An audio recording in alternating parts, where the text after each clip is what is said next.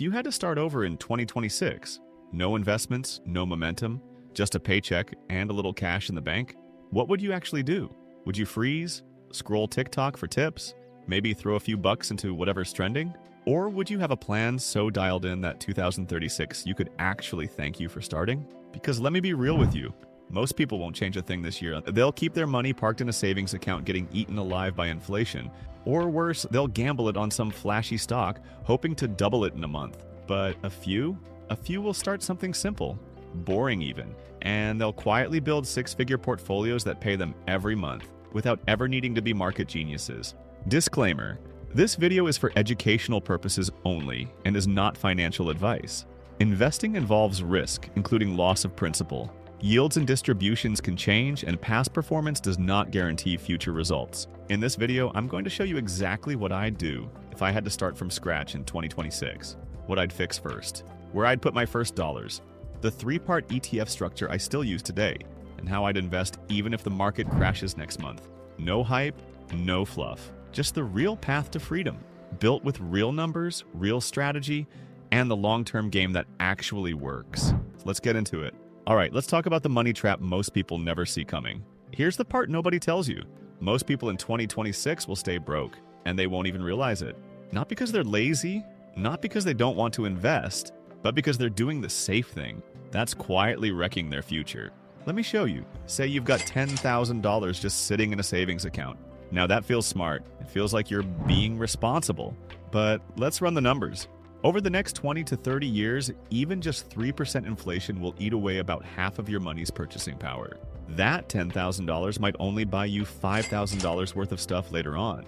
Now let's say, instead of sitting still, you invest that same $10,000 in a broad market ETF that, based on history, returns 7 to 10% annually over time. You don't trade, you don't chase trends. You just let it compound. Now you're not looking at $5,000 in lost value. You're looking at something closer to $40,000 to $80,000, depending on the return and how long you stay in. That's the difference between a plan that protects your time and one that robs it. But here's the trap, and I fell into this myself early on. You're scared to invest because it feels like gambling, and ironically, the longer you wait, the more your safe choices quietly guarantee you'll work forever. Cash feels safe, but long-term, it's a slow leak. Investing feels risky, but with the right strategy, it's how you escape the grind. Once I understood that, everything changed. But before I invest a single dollar, here's what I'd fix first. Now, before we dive into where I'd actually invest, let's talk about what I'd fix first, because these three things are your foundation. If I'm starting in 2026, here's exactly what I'd do before I buy my first share of anything. Number 1, emergency fund. I'd build a cushion with 3 to 6 months of expenses parked in a high-yield savings account. Not because I expect disaster, but because when life hits, and it will, I want to protect my investments from being my ATM. Number 2, high interest debt. If I'm paying 18 to 25% on credit cards, there's no ETF in the world that's going to out-earn that. So I'd treat that debt like a fire and put it out fast. Number 3, timeline clarity. I divide my money into short-term needs versus long-term goals. If I know I need the cash in 12 months for a move or a wedding, that's not investment money. But anything I don't need for 3 to 5 plus years, that's where investing starts to make sense. Now, some people think these steps are a delay, but here's the truth. They're not a delay, they're armor. Once you've built this safety net, investing doesn't feel scary. It feels like you've got a plan. And in 2026, clarity beats hype every single time. Now here's the engine that quietly builds real wealth, and I'd rebuild it from day one. If I had to start completely over in 2026, I wouldn't look for the hottest stock or try to beat the market. I'd focus on one thing, building a compounding engine that gets more powerful every single year. Here's the 4X engine I still use to this day, and it's exactly what I'd rebuild from scratch. Price growth. As businesses expand and earn more, their share prices go up. Dividends. Many companies share profits with you as cash payouts. Dividend growth. Great companies increase those payouts over time. Time. The longer you stay invested, the harder these three start working for you. Let me show you what that's looked like historically. Over the past 30, 40, even 50 years, the S&P 500, when you include dividends, has returned about 10 to 11% annually on average.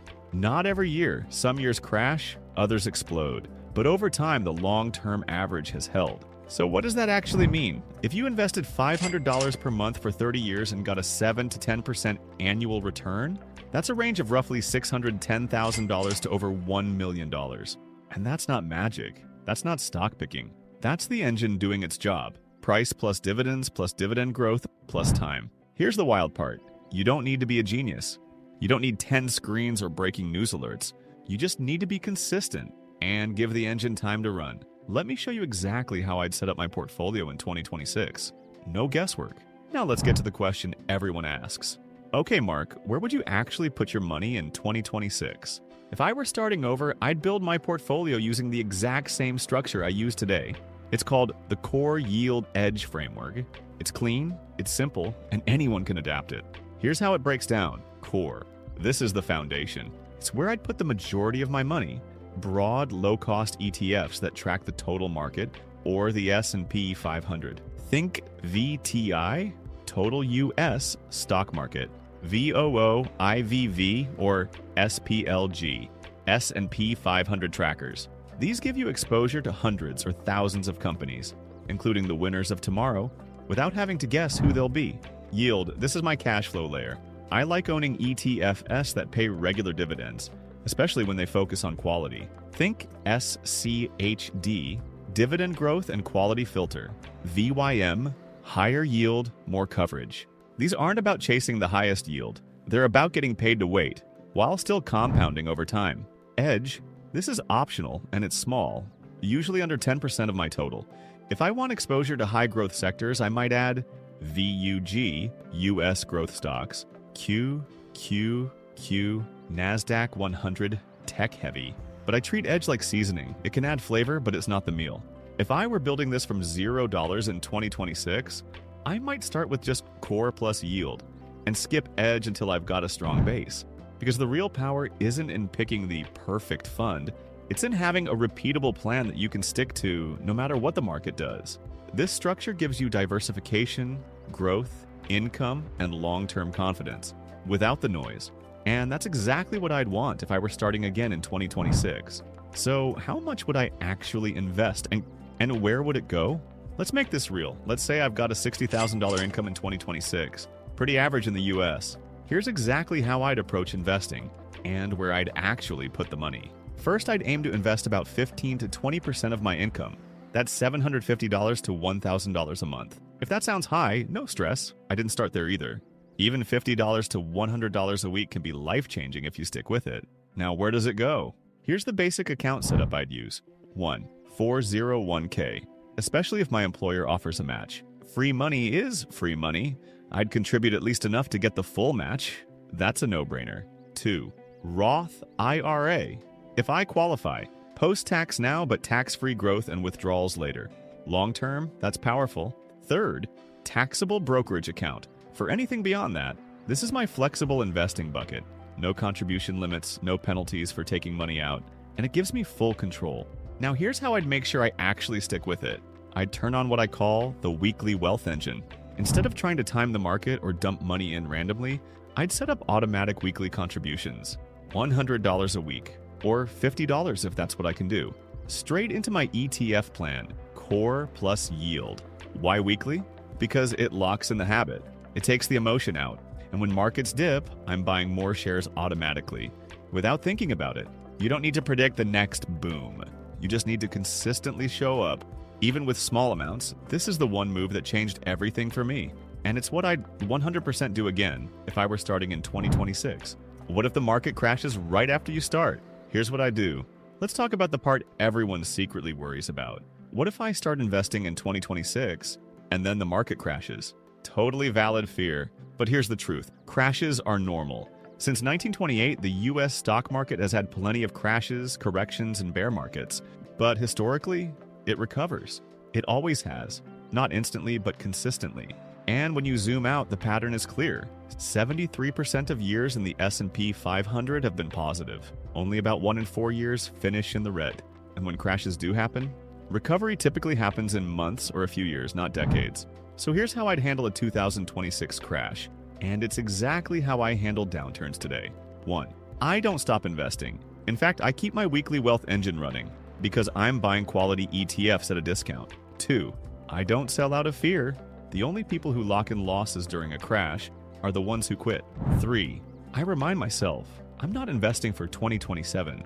I'm investing for 2036, 2046, 2056. Here's the mental model I use. You don't lose in a downturn unless you leave the game. So yes, crashes feel awful, but they don't destroy your wealth unless you panic and pull the plug. The real danger isn't volatility.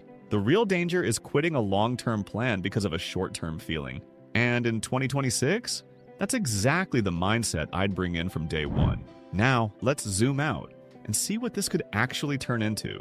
Let me give you a glimpse of what's actually possible. Not with hype, but with real numbers. Let's say in 2026, you start investing $500 per month, consistently. No trading, no stock picks. Just your core yield ETF plan, automated weekly.